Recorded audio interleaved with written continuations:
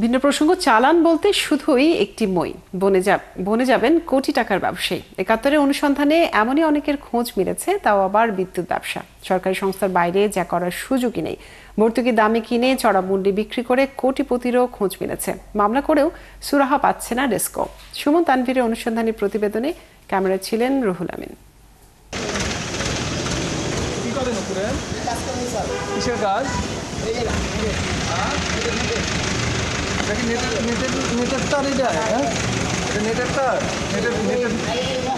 রাতের আধারে সরকারি বৈদ্যুতিক পোলের ওপর কি করছিলেন এই ব্যক্তি? এটাই তো কি আপনার কিভাবে? আসলে কি ইন্টারনেটের লাইন মেরামত করছিলেন তিনি? বৈদ্যুতিক পোলের সঙ্গে ইন্টারনেটের আসলে সম্পর্কটা কি? এটা আপনার লাগানোর দায়িত্ব কে দিল ভাই? এটা আপনি লাগাইতে পারেন? অনুসন্ধানের শেষ অংশে যাওয়ার আগে শুরুটা একটু দেখে আসা যাক। বাংলাদেশ পরিসংখ্যান ব্যুরোর তথ্য অনুযায়ী রাজধানীতে ৩,০০০-এরও বেশি বস্তি রয়েছে, যেখানে বিদ্যুৎ গ্যাস সবই আছে। তবে বেশিরভাগ ব্যবহারকারী জানেন না এর খরচের হিসাব, যদিও দোকানগুলোতে নির্ধারিত করা রয়েছে বিদ্যুৎ বিল। যে এরা কারেন্ট চালায় হে করে দেয়, ওই ঘর ভাত থাকি আমাগরে নাই। মিটারের যে বিল আসে সে কাগজটা দেখাইতে চাইলে আমাদের মিটার তো বিল আসে না। এটা গ্যাস বিদ্যুৎ এগুলো দেশও ভেড়া মালিকের খটকা লাগে। তাদের আসলে মালিক কারা? কোন জাদুর কাঠিতেই বা দিচ্ছেন এমন ফ্রি সার্ভিস? অনুসন্ধানের শুরুতেই বস্তি ঘিরে বৈদ্যুতিক পোলগুলোর দিকে নজর দেই আমরা। প্রায় প্রত্যেকটির নিচেই এমন মই অনুসন্ধানের রসদ যোগায়। পোলগুলোর দিকে সূক্ষ্ম দৃষ্টিতে তাকালেই বোঝা যায় খুবই চিকন তার বা গুণা দিয়ে সংযোগ দেওয়া হয়েছে আলাদা লাইনের, যেখান থেকে সরাসরি বিদ্যুৎ গেছে বস্তি ঘরে।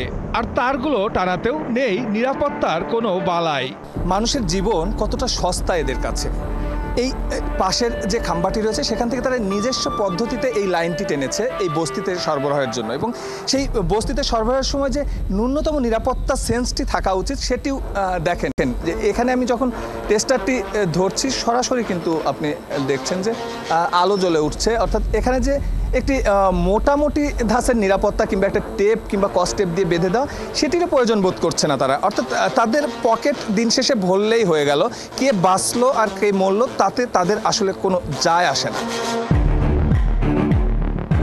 অনুসন্ধানে মিরপুর ৬ নম্বরের টপ ব্লক বস্তি, আরামবাগের চলন্তিকা ও রূপনগর আবাসিক বস্তি ঘুরে দেখা যায় এই চিত্র, যার নিয়ন্ত্রণ করছেন ভাঙানি মজিবর, শরীফ মাতব্বর, কুরবান, হাজি নূর সালাম ও হারুন গ্যাং।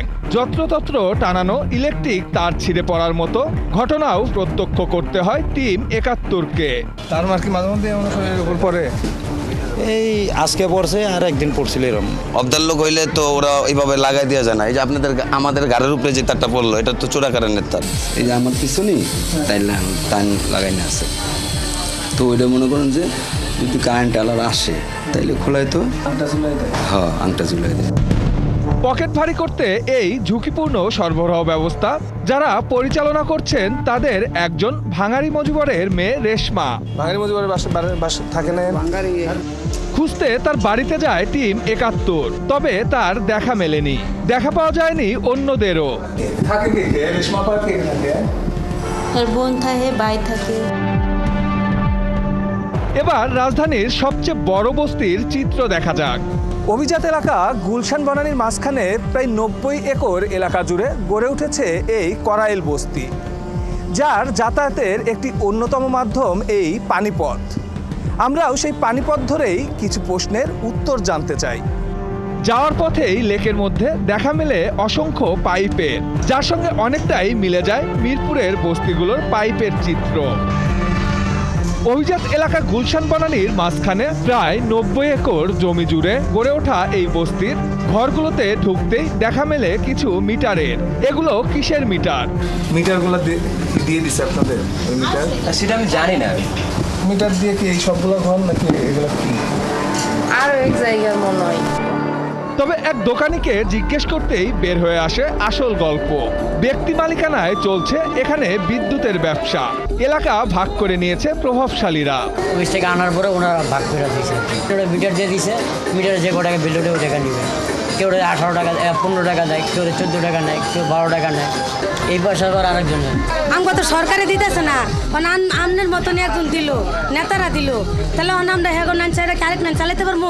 মোবাইল মাসিক বিদ্যুৎ বিলের কাগজ শুধু এইটুকু দিয়ে দেয়, আর কিছু দেয় না। নিজেদের প্রতিষ্ঠানের বাহারি সব নামও দিয়েছে তারা। মায়ের তো বিদ্যুৎ সাপ্লাই কোম্পানি, করাইল বিদ্যুৎ সাপ্লাই সহ আরও কিছু তথাকথিত বিতরণ কোম্পানির নাম উঠে আসে অনুসন্ধানে। এবার এসব কাগজ থেকেই কথিত কোম্পানির কর্মকর্তাদের সঙ্গে কথা বলার পালা। আলমগীর ভাই কি হয় আপনার? আলমগীর ভাই আমার মহাজন হয়। কিসের মহাজন এটা? কারেন্টের। আপনার বাবা কি করে? কারেন্টের বিজনেস করে। এখানে করাইলে কারেন্টের ব্যবসার অভাব নেই। 9, 10, 11, 12 এই ইউনিট প্রতি বিক্রি করতেছেন?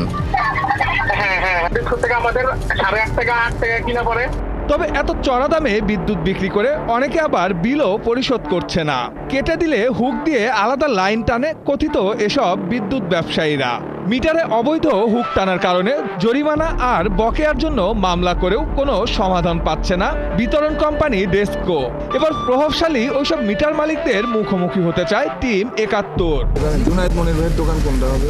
খোঁজ করতে থাকি ডেসকোর মামলায় সমন জারি হওয়া মনির, সোহাগ ও ইসরাফিলের। তবে তারা সবাই পলাতক।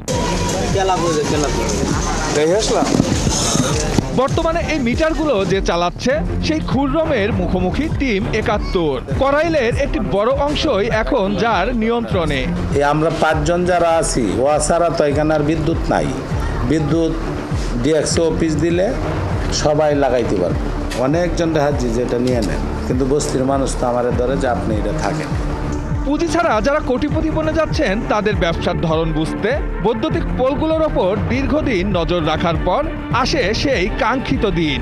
মিরপুরের আরামবাগ বস্তি সংলগ্ন একটি বৈদ্যুতিক পোলের ওপর এক ব্যক্তি, নিচে মই ধরে দাঁড়িয়ে আছে আরেকজন। দূর থেকেই তাদের ওপর নজর রাখে টিম 71। রাতের আধারে কি করছে তারা?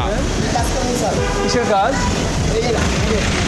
উপস্থিতি টের পেয়ে পালিয়ে যেতে পারে এমন শঙ্কায় অল্প সময়ের ব্যবধানেই তাদের মুখোমুখি হই আমরা। নিচে মই ধরে রাখা লোকটি দিব্যি অস্বীকার করে বসে। ওপরে থাকা ব্যক্তিকে চেনেন না তিনি। চাচা, আংটা কিসের? এই আংটা দিয়ে কি করবেন? আর উপরের জনের দাবি তিনি ইন্টারনেটের লাইন মেরামত করছেন।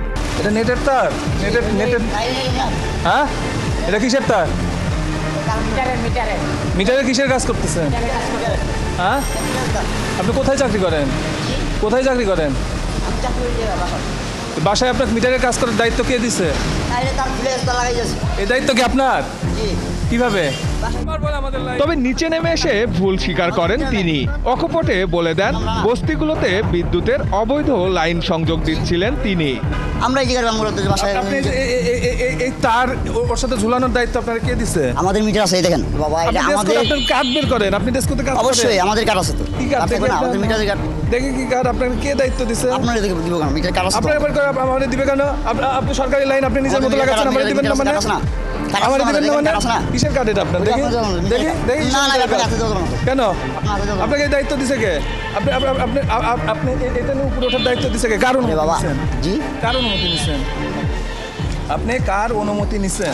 আমার বাসায় কোনো সমস্যা হলে আপনি টেস্ট করে ফোন দিবেন, ঠিক আছে? তারা আসবে। আপনি উঠবেন কেন এখানে? আচ্ছা ঠিক আছে, আমি বলেছি। হ্যাঁ বলেছি। আর আনছেন কিসের জন্য? মানে ভাই সরি, এই তারের কাজ কি? এই তার আমরা বস্তি লাইন লাগাই। হ্যাঁ, বস্তি লাইন লাগাই। মানে কিভাবে লাগান একটু বলেন তো। তবে এ কাজে কে নির্দেশনা দিয়েছেন জিজ্ঞেস করতেই সটকে পড়েন তিনি। এ বস্তিটি যার নিয়ন্ত্রণে সেই কুরবানও ব্যস্ততা দেখিয়ে কেটে দেন ফোনের লাইন। এবার গন্তব্য Dhaka electric supply company DESCO প্রধান কার্যালয়ে। কি করছেন তারা? কেন এভাবে অবৈধ বাণিজ্যের রাস্তা খুলে রেখেছেন? আমি কিন্তু লাইন কেটে এখানে রাখতে পারতেছি না।